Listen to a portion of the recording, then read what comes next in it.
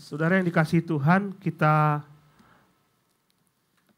hari ini kita bersuka cita karena Tuhan memberikan kesempatan lagi bagi kita.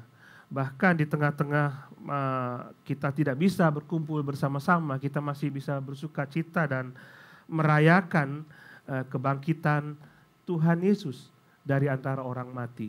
Kita senang karena kebangkitan Tuhan memberikan harapan bagi kita sebagai orang-orang percaya. Mari kita buka Alkitab kita. Kita akan membuka dari Lukas. Lukas pasal yang ke-20. Yohanes pasal yang ke-20. Yohanes pasal 20 ayat yang ke-24. Yohanes pasal 20 ayat 24. Kita akan melihat Thomas yang ragu akan kebangkitan Tuhan.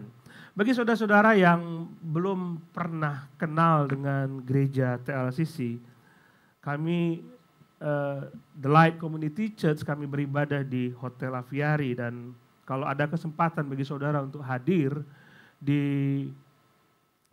setelah pandemi ini berlalu, sudah bisa datang ke kami dan kita belajar bersama-sama, kita bersekutu bersama-sama dan bertumbuh bersama-sama.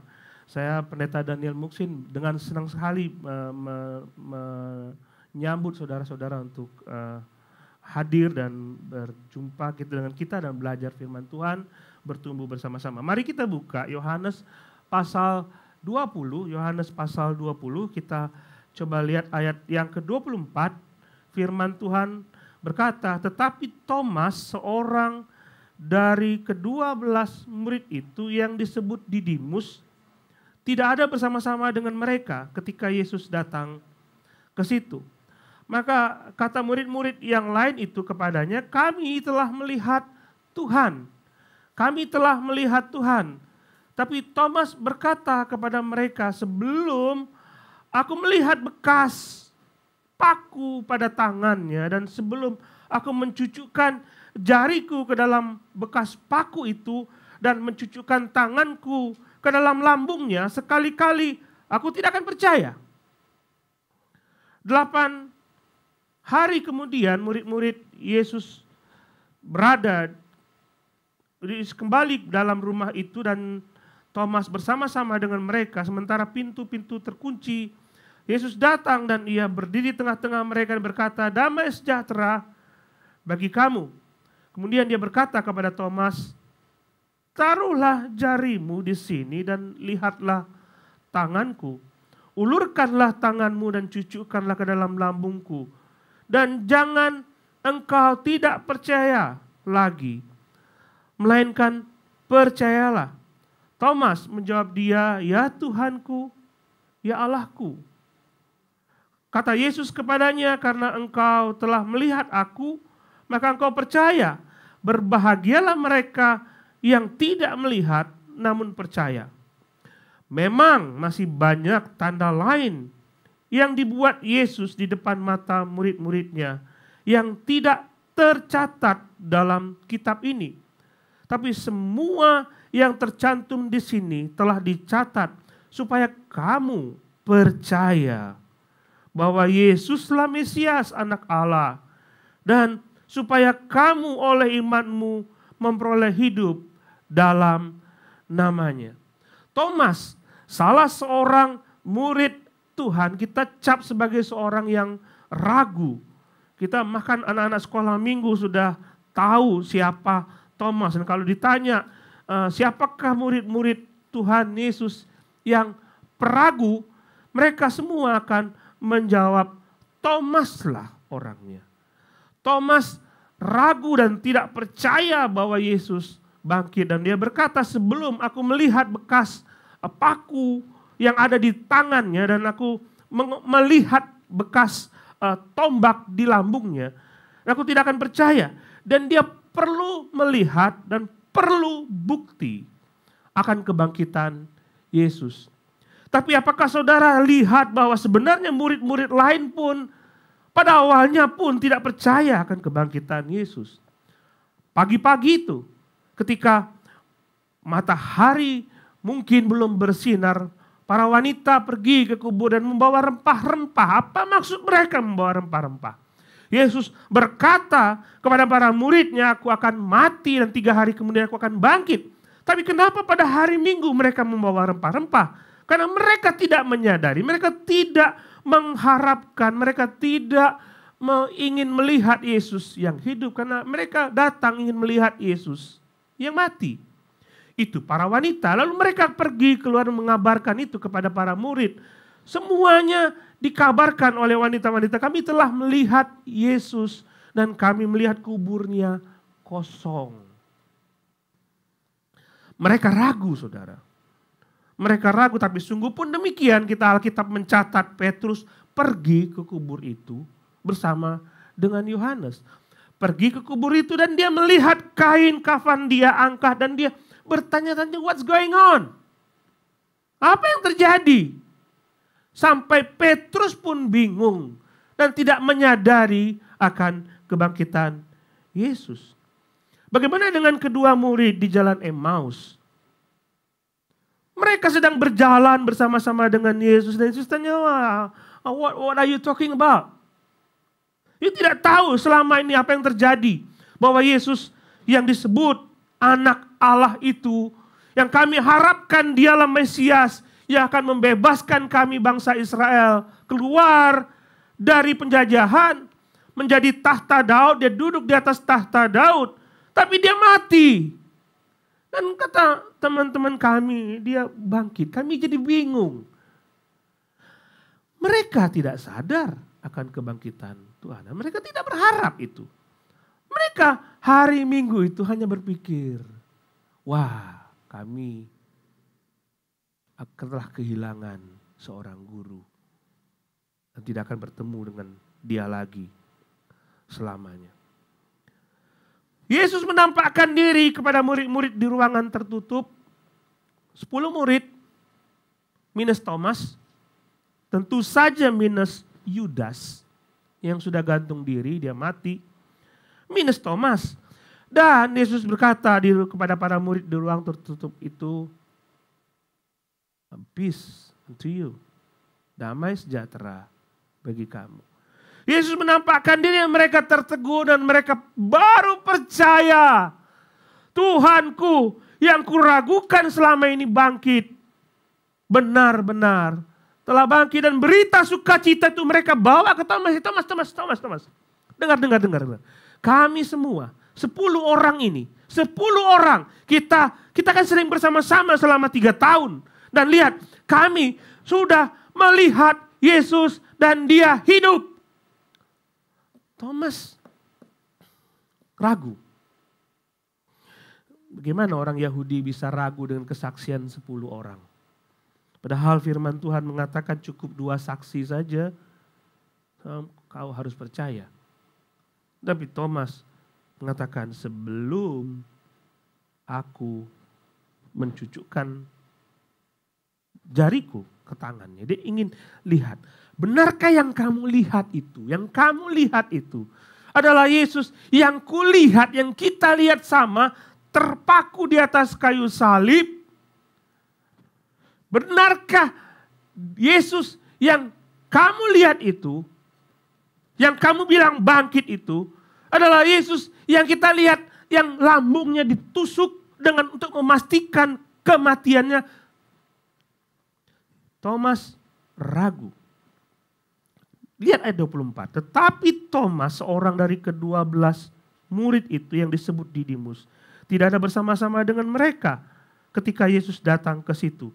Maka kata murid-murid yang lain kepadanya, kami telah melihat Tuhan. Tetapi Thomas berkata kepadanya, sebelum aku melihat bekas paku pada tangannya, sebelum aku mencucukkan jariku ke dalam bekas paku itu, dan mencucukkan tanganku ke dalam lambungnya sekali-kali,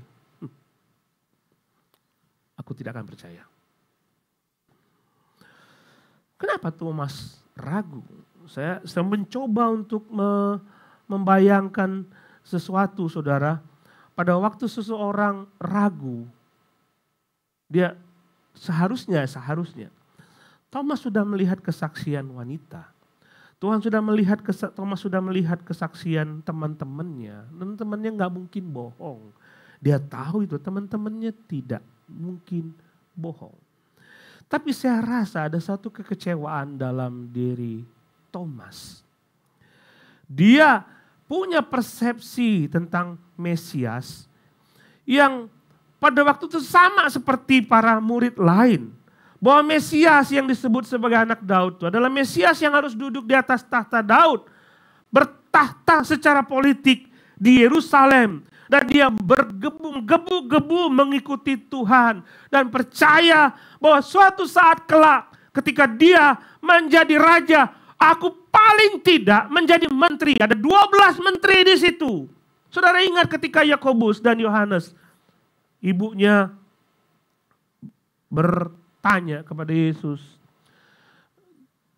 Yesus, kalau engkau jadi raja, aku pengen kedua anakku ini menjadi orang yang duduk di sebelah kanan dan di sebelah kirimu. Harapan mereka terhadap Mesias adalah harapan Mesias secara politik pada waktu itu. Saudara lihat apa yang terjadi ketika murid-murid di Emmaus itu, 2 orang murid itu, mereka ngomong kepada Yesus pada dalam ayat Lukas pasal 24 ayat 21, dia berkata, padahal kami dahulu mengharapkan bahwa dialah yang datang untuk membebaskan bangsa Israel. Lihat harapan mereka.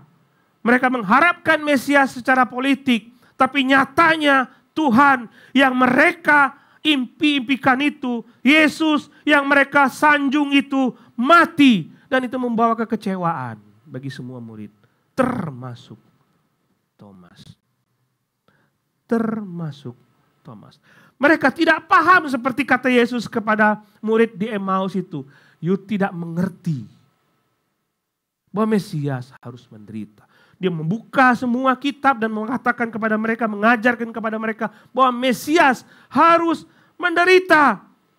Bagaimana mungkin aku terima Mesias yang menderita? Harapan semua sirna. Mereka masuk ke dalam ruang yang tertutup dan mereka penuh dengan ketakutan. Thomas berharap banyak kepada Yesus. Dia melihat Yesus membagikan makanan kepada 5.000 orang hanya dengan 5 roti dan 2 ekor ikan. Dia bagi itu semua. Kok bisa makan ya? Oh, ini raja yang kayak gini yang kami mau. Tuhan seperti ini yang kami mau. Tapi faktanya Yesus mati dan dikuburkan. Kecewa.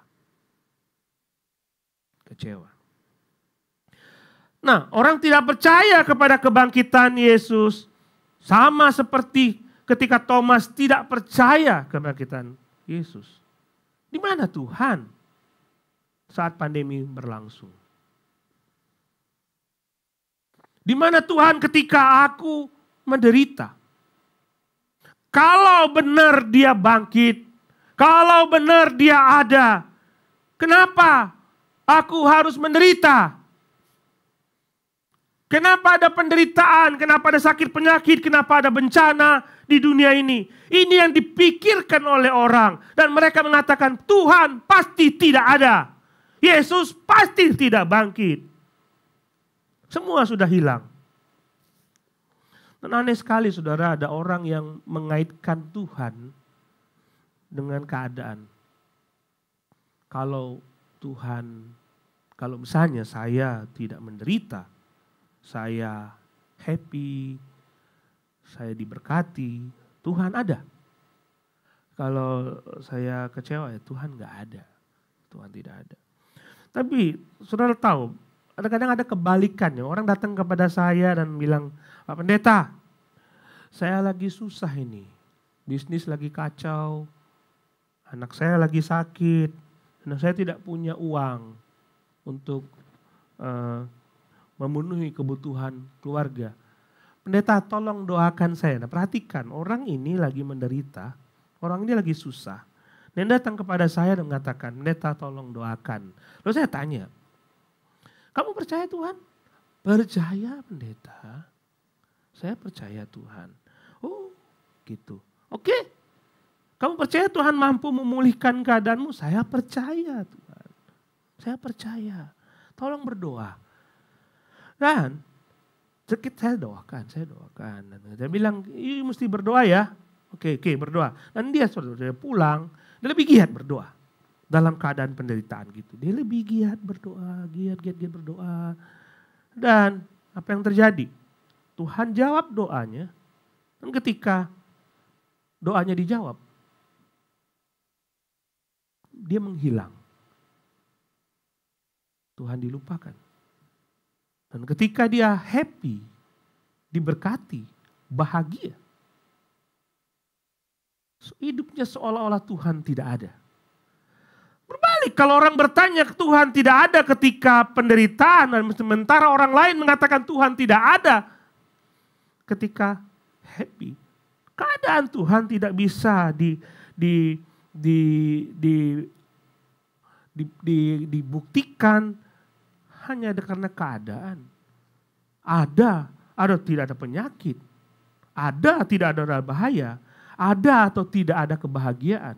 Tuhan tetap ada. Lihat, Thomas berkata, sebelum aku melihat bekas paku, dia ingin lihat.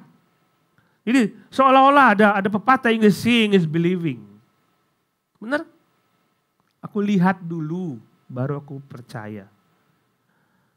Kadang-kadang saudara, haruskah kita melihat, baru kita percaya?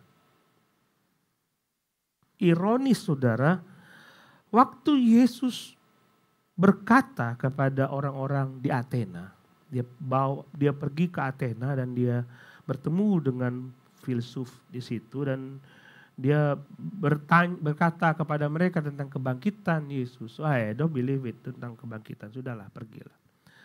Tapi sebelumnya Paulus melihat ada sebuah mezbah dan persembahan di atasnya. Lalu di bawahnya tertulis, kepada Allah yang tidak kami kenal. Dan Paulus bilang, kamu tidak kenal kepada Allahmu. Kamu percaya? Ya, kami percaya. Oke. Siapa yang mengajar kepada kamu bahwa dewa itu ada? Oh, guru kami Epikuros, dia ajar kepada kami bahwa dewa itu ada. Bahkan Epikuros bilang bahwa dewa itu terbentuk juga dari atom-atom. Wah, benar? Benar. Epikuros ngomong begitu. Apakah Epikuros melihat terbentuknya dewa-dewa itu? No. Oh, dia punya hipotesa, dia tidak bisa melihat. Kamu lihat gak dewa itu ada? No, kami percaya saja kepada Epikuros itu, yang guru kami itu, yang mengajarkan kepada kami tentang adanya dewa. Lihat, mereka tidak pernah melihat Allah, tapi mereka percaya kepada Allah. Mereka tidak mengenal Allah, tapi mereka mempersembahkan persembahan kepada Allah. Apakah seeing is believing? Coba lihat saudara, kita sekarang berada di dalam situasi yang tidak enak. Ada virus corona di Desember lalu di Cina, dan semua orang ketakutan mungkin virus itu datang ke negara kita. Dan mungkin ketika ada satu orang positif corona, lalu kita mengatakan, sudah sampai ke negara kita ini sudah sampai. Lalu saya tanya, saudara yakin bahwa itu karena corona? Oh iya dong, semua orang percaya itu. Kamu lihat virus itu? Siapa yang pernah lihat virusnya? Saya mencoba cari di YouTube seperti apakah virus corona itu, dan tidak ketemu di Google, hanya bentuk gambar animasi tentang virus itu. Dan saya mencoba untuk mencari pada saat virus itu masuk ke dalam sel dan dia memperbanyak di dalam sel, real life-nya seperti apa, dan sulit sekali bagi saya untuk menemukan itu. Dan semua orang percaya ada virus.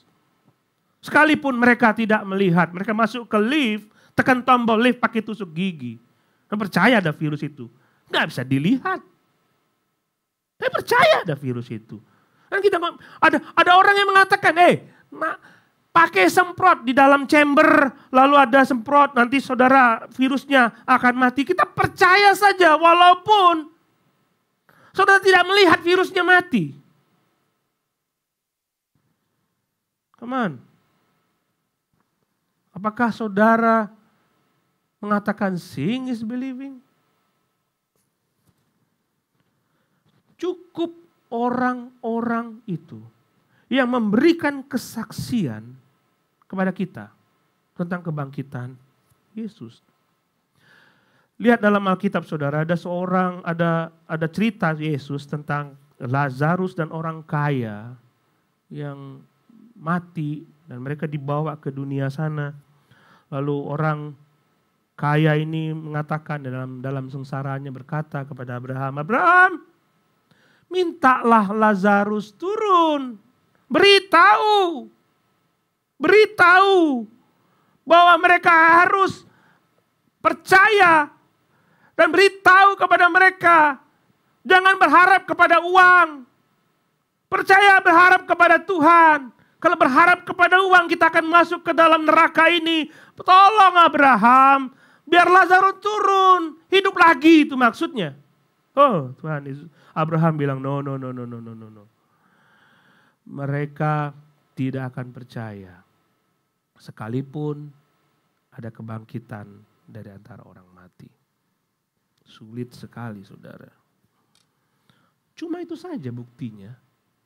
Kalau saudara mau percaya kepada Tuhan, buktinya sudah terjadi 2000 tahun lalu ketika dia bangkit dari kematian. Bangkit dari kematian.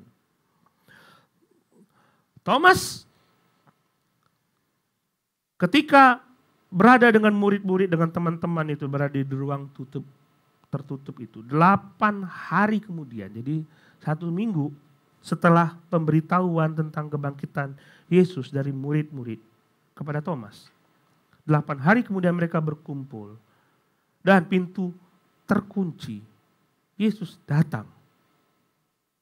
Pintu terkunci dan Yesus datang. Dia berdiri di tengah-tengah mereka dan berkata sama seperti kata yang pertama di dalam ruang terkunci yang 1 minggu lalu. Dia berkata, "Damai sejahtera bagi kamu." Dan dia langsung datang kepada Thomas. "Thomas, taruhlah jarimu di sini. Lihat tanganku. Ulurkan tanganmu, cucukkan ke dalam lambung. Jangan kau tidak percaya, melainkan percayalah."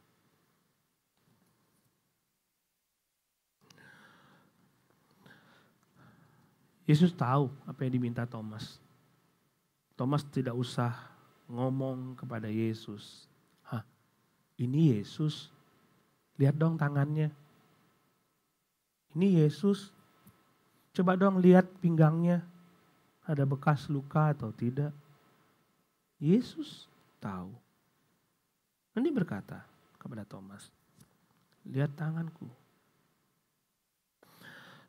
Saya tidak tahu apakah Thomas pegang tangan Yesus atau tidak. Dia pegang-pegang lihat ini bolong gak sih sebenarnya? Atau dia pegang pinggang Yesus dan ini sebenarnya ada bekas luka atau tidak. Saya cuma untuk menggambarkan saja perasaan Thomas ketika melihat wajah Yesus. Wajah yang penuh kasih yang pernah dia kenal selama ini. Dan dia lihat Yesus dan saya rasa dia tidak melihat, tidak perlu membuktikan lagi.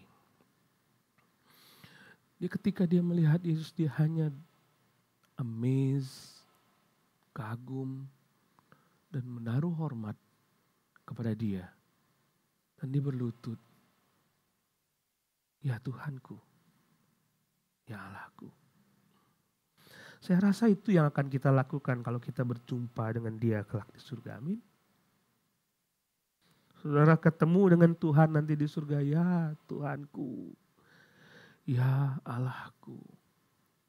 8 hari Thomas tidak bertemu dengan Yesus sejak kesaksian itu. Dan dia merenungkan kembali kata-kata dari para teman-temannya bahwa Yesus bangkit, Yesus bangkit, Yesus bangkit. Dan kita tidak tahu, tidak ada catatan dia kemana, Thomas berada di mana. Tapi mungkin selama 8 hari itu, dia merenungkan kembali, aku ingin lihat kembali.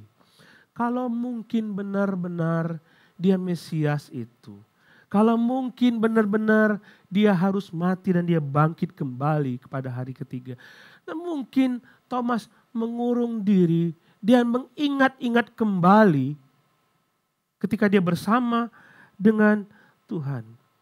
Dia ingat ketika dalam perahu bersama dengan murid-murid Yesus berdiri dan mengenalkan, badai, diam. Dan dia tahu, tidak ada seorang manusia pun yang bisa menenangkan badai, kecuali pencipta badai itu sendiri. Tidak ada seorang pun pribadi yang bisa menenangkan alam semesta, kecuali pencipta alam semesta itu. Dia merenungkan, mungkinkah dia Tuhan? Orang yang bersama dengan aku selama 3 tahun. Mungkin benar-benar dia Tuhan. Dan dia menampakkan diri kepada kami. Dan dia ingat pada waktu Yesus berkata kepada orang-orang, sebelum Abraham ada, aku ada. Thomas tahu persis maksud Yesus ketika dia mengatakan sebelum Abraham ada, aku ada. Orang-orang Yahudi mencoba untuk mengambil batu dan melempar Yesus karena dia tahu Yesus menghujat Allah. Karena dia menyamakan dirinya sama seperti Tuhan ketika menampakkan diri kepada Musa dalam semak yang terbakar. Siapakah namamu? Aku adalah aku. I am. Itu Yesus berkata. Sebelum Abraham ada. I am. Thomas merenungkan itu. Berani ada orang yang mengatakan itu. Tidak pernah dia bertemu dengan orang yang mengatakan hal seperti itu. Dan ingat, Filipus minta kepada Yesus, Tuhan, tunjukkan Bapa itu kepada kami. Kami ingin melihat Bapa. Lalu Tuhan berkata kepada Filipus, Filipus, kamu udah lihat aku, kamu udah lihat Bapa. Dan dia ingat sekali pada waktu dia membangkitkan Lazarus, dia pernah berkata, akulah kebangkitan dan hidup. Kalau dia bisa membangkitkan Lazarus, berarti dia berkuasa atas kematian. Dia Tuhan. Dan itu menghantui pikiran Thomas. Dan ketika mata kepalanya melihat sendiri. Di depannya hadir sosok yang dia kenal selama ini. Dan dia lihat bangkit, real, nyata. Tidak ada kata-kata lain. Tidak perlu pembuktian lain. Hanya kata-kata. My Lord. My God, Tuhanku, Allahku.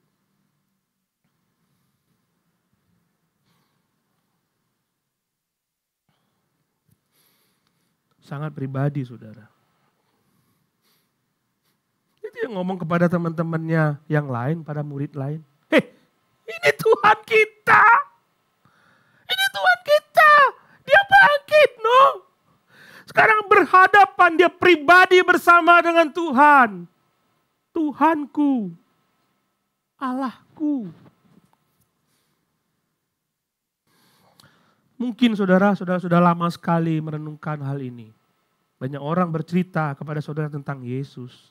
Dan saudara merenungkan itu.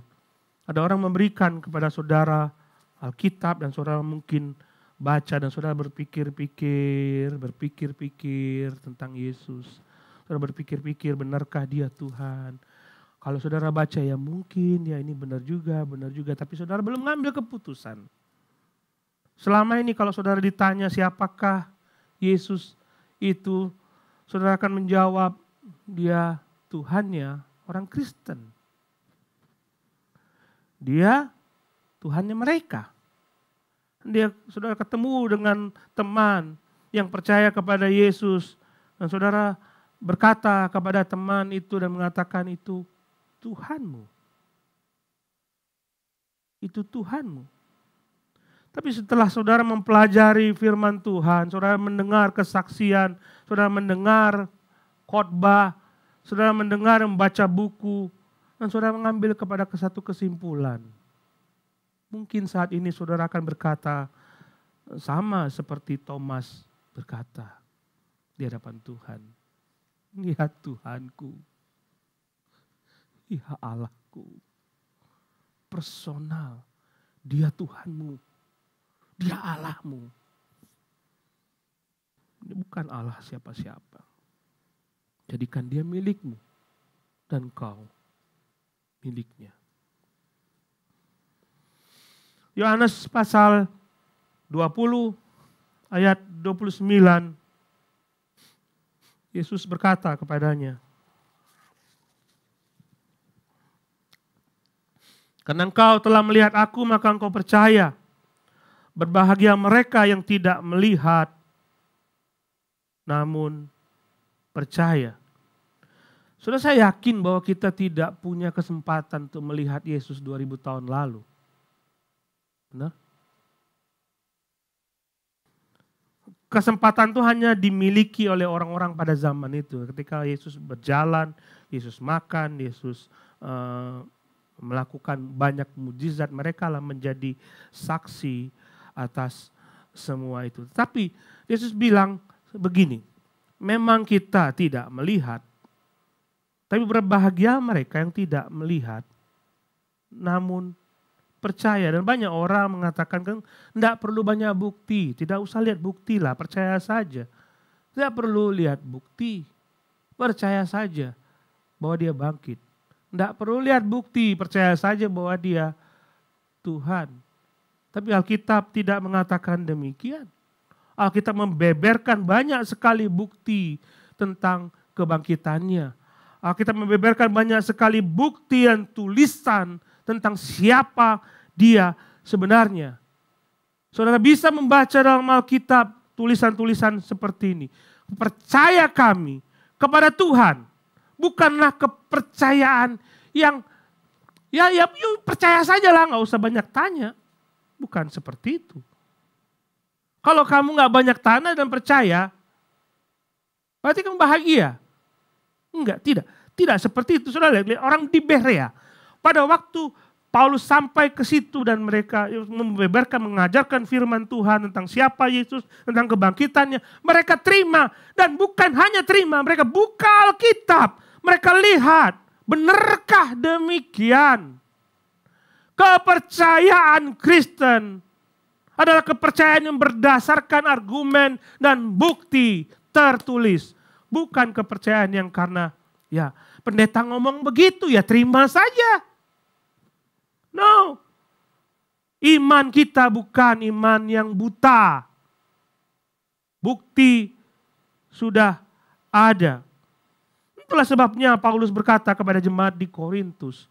Ketika ada beberapa dari orang dari mereka meragukan adanya kebangkitan. Dia bilang dalam 1 Korintus pasal 15 ayat 12. Jadi bila mana kami beritakan bahwa Kristus dibangkitkan dari antara orang mati. Bagaimana mungkin ada di antara kamu yang mengatakan bahwa tidak ada kebangkitan orang mati? Kalau tidak ada kebangkitan orang mati, maka Kristus juga tidak dibangkitkan. Make sense, saudara?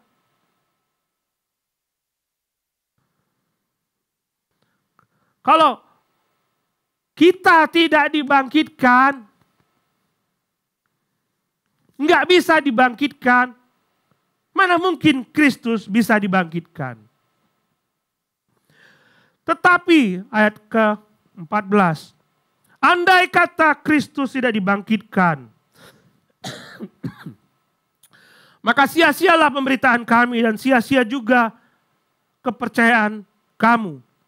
Lebih daripada itu, kami ternyata berdusta terhadap Allah. Karena tentang Dia kami katakan bahwa Ia telah membangkitkan Kristus. Padahal Ia tidak membangkitkannya. Kalau andai kata benar, maka orang mati tidak dibangkitkan. Sebab jika benar orang mati tidak dibangkitkan, maka Kristus juga tidak dibangkitkan. Dan jika Kristus tidak dibangkitkan, maka sia-sialah kepercayaan kamu. Dan kamu masih hidup dalam dosamu. Demikian pula, demikianlah binasa juga orang-orang mati dalam Kristus. Jikalau kita hanya dalam hidup ini saja menaruh harapan pada Kristus, maka kita adalah orang-orang yang paling malang dari segala manusia. Tapi yang benar adalah, perhatikan saudara, yang benar adalah Kristus telah dibangkitkan dari antara orang mati sebagai yang sulung dari orang-orang yang meninggal. Saya ulangi, Kristus telah dibangkitkan dari antara orang mati sebagai yang sulung yang pertama. Berarti akan ada yang kedua dari orang-orang yang telah meninggal. Begini, banyak di antara saudara percaya kepada adanya surga. Benar? Saudara percaya ada surga, saudara percaya ada neraka. Saudara mau hidup di surga? Mau? Mau. Tapi bagaimana saudara bisa hidup di surga sementara saudara mati kalau saudara tidak dibangkitkan? Kalau saudara hanya mati tidak dibangkitkan, bagaimana saudara percaya bahwa saudara bisa hidup di surga? Inilah Yesus katakan, aku pertama kali bangkit dan setelah itu setiap orang yang percaya kepada aku akan bangkit dan hidup bersama-sama dengan aku di surga. Itulah berita kebangkitan yang membuat kita bisa hidup bersama-sama dengan Tuhan di surga. Berita itu buat saudara. Dan dia katakan kepada saudara, sama seperti dia katakan kepada Thomas, percayalah dan jangan tidak percaya lagi. Kalau memang benar-benar saudara ingin menerima surga, saudara mau hidup di sana, saudara harus dibangkitkan.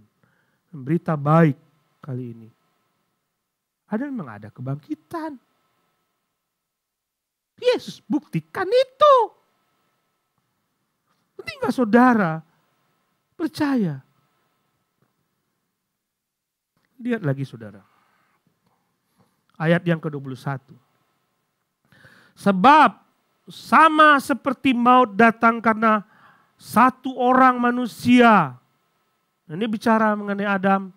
Dosa datang dari Adam, semua tahu. Saudara di rumah tahu. Adam orang yang berdosa. Karena dosa Adam kita semua berdosa. Saudara semua tahu. Karena dosa Adam kita mati, saudara semua tahu. Demikian juga kebangkitan orang mati datang karena satu orang. Dan sama seperti semua orang mati dalam persekutuan dengan Adam, demikian pula semua orang akan dihidupkan kembali dalam persekutuan dengan Kristus. Saudara bisa mendapatkan kesempatan untuk dihidupkan. Percaya kepada Dia. Ayat 23, tiap-tiap orang menurut urutannya. Kristus sebagai yang sulung. Sesudah itu mereka yang menjadi miliknya pada waktu kedatangannya. Amin. Kita pun akan dibangkitkan. You believe that?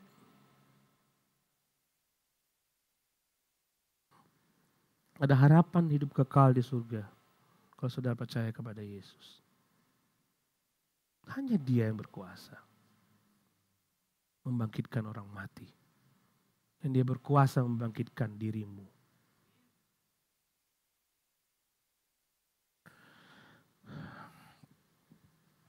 Kita baca seterusnya, saudara. Memang ayat 30, Yohanes pasal 20 ayat 30.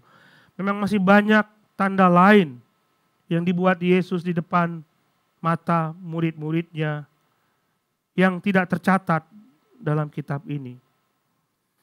Tapi semuanya yang tercantum di sini telah dicatat supaya kamu percaya bahwa Yesuslah Mesias, Anak Allah.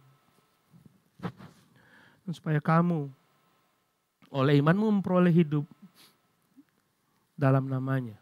Yohanes mencatat kitab ini.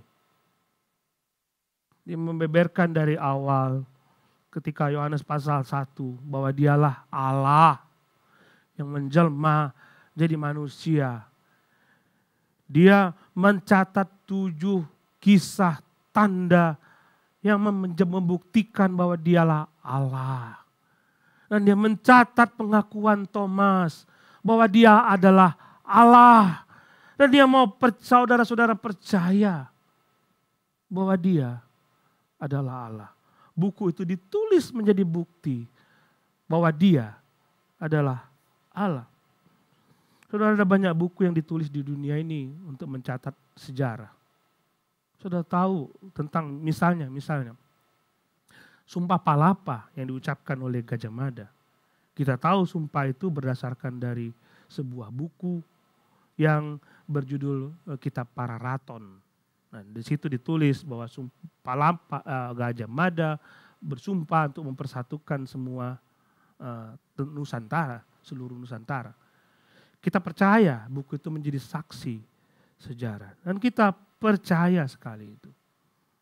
Dan ketika Alkitab mencatat mengenai Tuhan, kenapa banyak sekali orang sulit untuk percaya kepada ini? Dan orang mengatakan tidak ada Tuhan. Dan mereka condong untuk percaya kepada sebuah buku yang berjudul On the Origin of Species. Charles Darwin. Oh, sekarang kita coba tanya Charles Darwin. Darwin! Ini, kalau istilahnya Pastor Alek, Dar. Atau Win gitu ya. Win! Kamu catat buku itu, siapa saya yang catat tentang bahwa manusia itu berasal dari kera?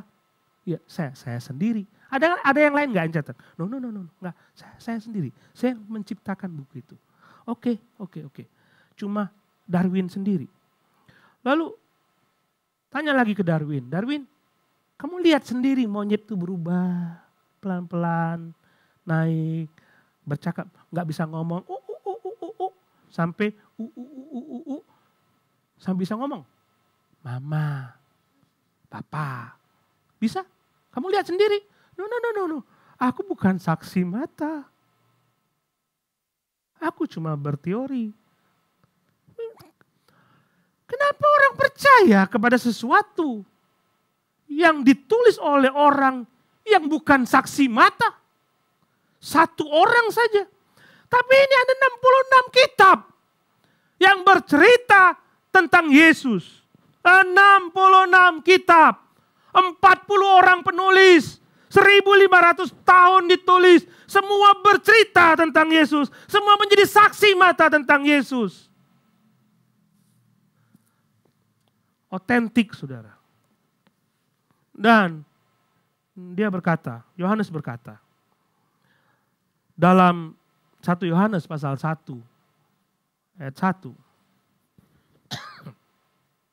Waktu dia menulis buku-buku itu, kitab Injil Yohanes, inilah perasaannya. 1 Yohanes 1 ayat 1.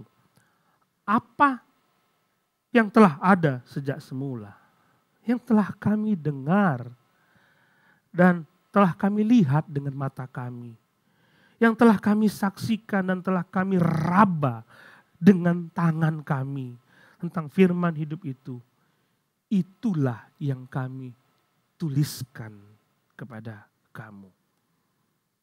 Dia meraba, dia melihat, dia mendengar, semua inderanya berfungsi, semua cukup untuk menjadi kesaksian akan kebangkitan Tuhan. Do you believe that? Dan ini harapannya.